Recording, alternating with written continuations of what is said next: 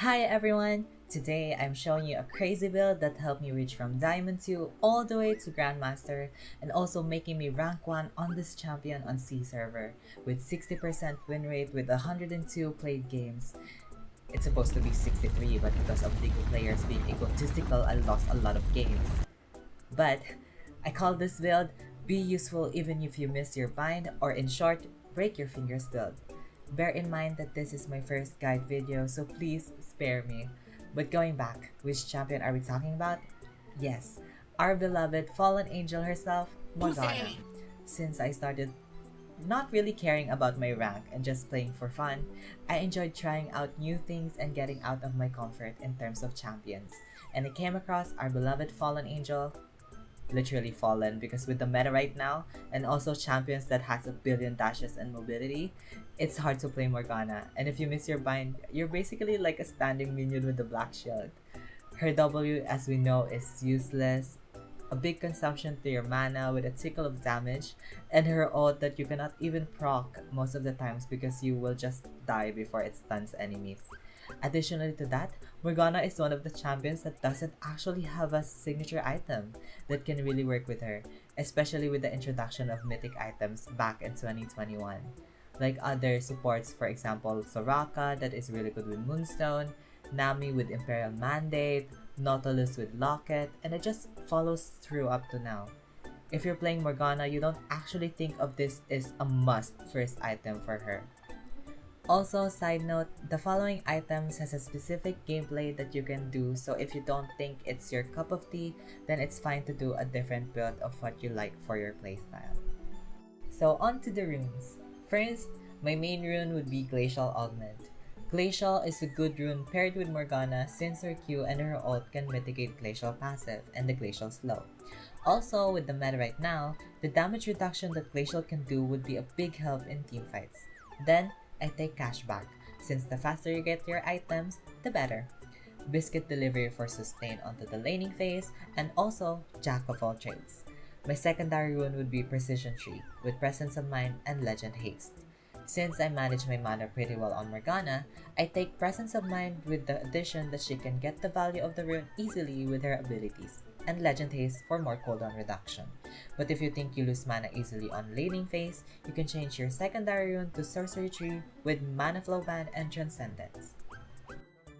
For spells, I mostly go flash and heal for more sustain, but if the enemy comp is more engaged and have a heavy damage carry or dive, I would change heal to exhaust. Now, let's run over the build. This is why I call it be useful even if you miss your bind. Because majority of the items are sustain items where if you miss your bind, you have your item still to help your team in terms of team fight.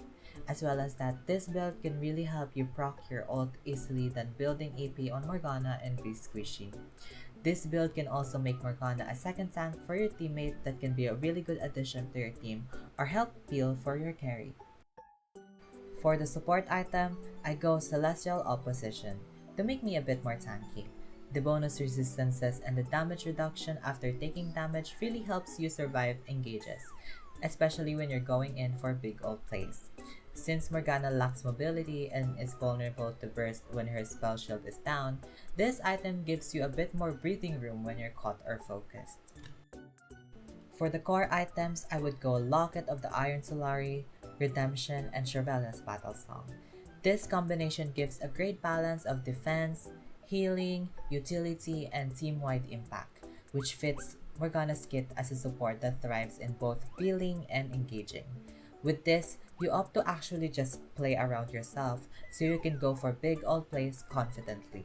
Locket helps you a bit more tanky, giving a powerful shield to your whole team in teamfights. Redemption gives you another layer of sustain, not just for yourself, but especially during extended skirmishes or when resetting after an engage.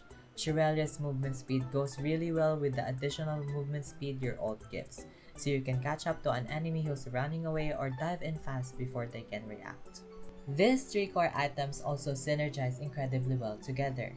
If you miss your bind, you still have a Locket shield, Redemption healing, and Shirelia's engage or disengage potential, all of which are crucial in teamfights. The different stats from these three items also work great with your rune Jack of all trades, which lowers the cooldowns of your abilities, where your Q can go down to around 5 to 4 seconds. For the boots, I go Lucidity Boots for more ability haste. And for my last item, it depends on the situation. If the enemy team is mostly AD, I go Frozen Heart. If they're mostly AP, I go Canik Rukern or Spirit Visage. And if it's neutral, I would go Ward Stone, Knight's Vow, or Cosmic Drive. So when do you use these items? Locket is best used as soon as your team starts taking burst damage, especially in the middle of team fights or when you're ulting multiple enemies. It buys you and your team time to survive long enough to land your crowd control or re-engage. Redemption can be used mid-fight or even while you're dead, making it a strong second wave of sustain. Chevaliers is very flexible. Use it to initiate fights, especially when your Q lands or to disengage when the enemy is chasing. It's also amazing during your ult to help you stick to your enemy or reposition more effectively. And a few tips on playing Morgana. Don't be afraid to limit test. Do risky plays even if it's 50-50. It's okay if you're gonna flash Q. Yes, it's flash Q girls, not Q flash. Missing your bind is fine. Taking risks and doing flashy plays boost your confidence and stop you from limiting your playstyle to what you think the character should only be doing. Do a lot of stuff with Morgana. Don't be afraid to flash ult to start a team fight because there is so much more to Morgana than you actually think. Again, this build has a specific gameplay, so if you're not comfortable with the build or playstyle, just do whatever you are comfortable with. Also, I stream on Twitch, so please follow me there on twitch.tv/HikariPH.